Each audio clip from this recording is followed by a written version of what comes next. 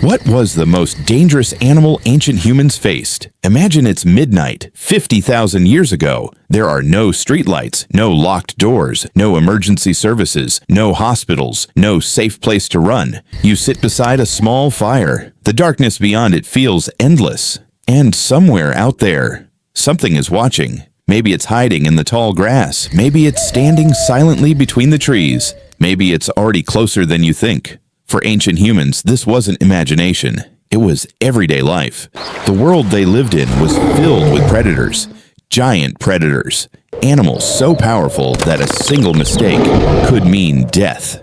And yet, the most dangerous animal ancient humans faced might not have been the one you're thinking of. Not the lion, not the bear, not even the terrifying predators that no longer exist today. To find the answer, we need to travel back into one of the most dangerous worlds humans have ever lived in.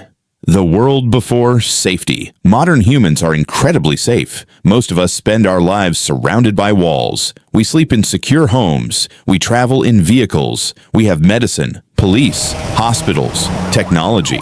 Ancient humans had none of these things. Every day was a survival challenge. A simple injury could become deadly. A cold winter could wipe out entire groups. And everywhere they looked, there were predators. Massive cave lions roamed across Europe. Some were larger than today's lions. Giant hyenas hunted in packs. Huge crocodiles waded beneath river surfaces. And enormous bears wandered through forests and mountains. The world wasn't built for humans. Humans were simply trying to survive inside it. Which raises an obvious question. Which animal killed the most people? The usual suspects. Let's start with lions. Today, lions are among the most feared predators on Earth. But ancient lions were even more intimidating. Cave lions could grow significantly larger than modern African lions. Imagine seeing one emerge from the darkness. A predator weighing hundreds of kilograms.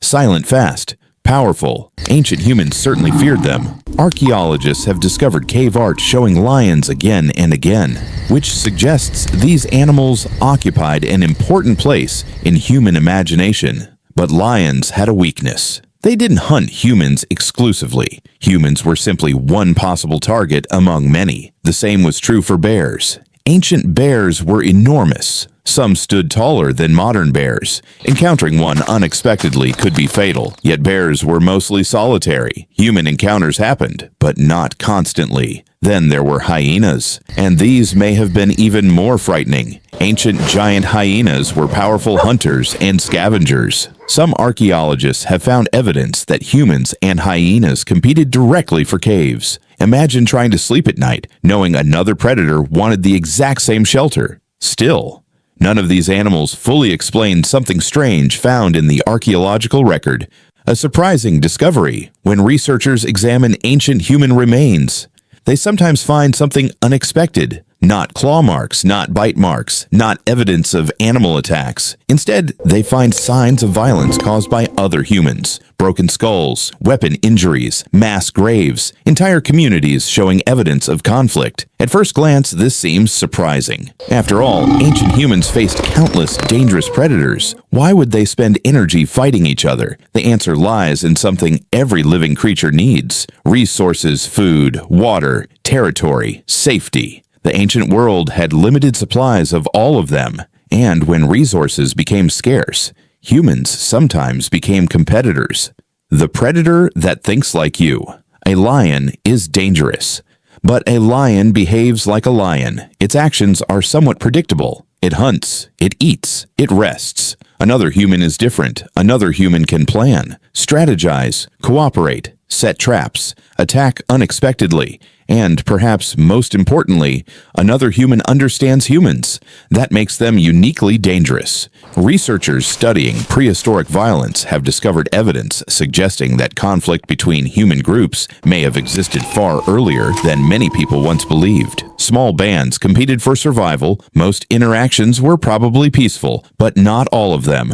And unlike animal attacks, human conflict could escalate. One disagreement could trigger retaliation, which could trigger more retaliation, and suddenly the threat wasn't one predator, it was an entire group. Why humans survived anyway. At this point, the story sounds bleak. Predators everywhere, danger around every corner, humans fighting humans. So how did we survive? The answer is surprisingly simple. We survived because we were never alone. Humans are not the strongest animals. We're not the fastest. We're not the toughest. But we are remarkably good at working together. A single human standing alone on the prehistoric landscape was vulnerable. A group was something entirely different. Groups could watch for danger, share food, care for injuries, protect children, and defend each other against predators, including human predators. This ability to cooperate became humanity's greatest survival weapon. Not claws, not teeth, not strength. Cooperation. So, what was the most dangerous animal ancient humans faced? If you're looking for the most physically terrifying predator, you could make a strong case for cave lions, or giant bears, or massive crocodiles. All of them were deadly. All of them killed humans. But if we're asking a different question, which animal posed the greatest long-term threat to human survival? The answer becomes much harder to ignore, because the only predator capable of matching human intelligence was another human, the only animal capable of planning like you, thinking like you, and competing directly against you was your own species. And that's what makes this story so fascinating. Ancient humans survived ice ages, predators, starvation, disease, and countless dangers that would terrify most of us today. Yet one of the greatest threats they ever faced walked on two legs, spoke their language, and looked exactly like them, which means that somewhere in the darkness of the ancient world, the creature ancient humans feared most may not have been hiding in the trees at all. It may have been sitting beside another fire, watching them from a distance, and wondering exactly the same thing.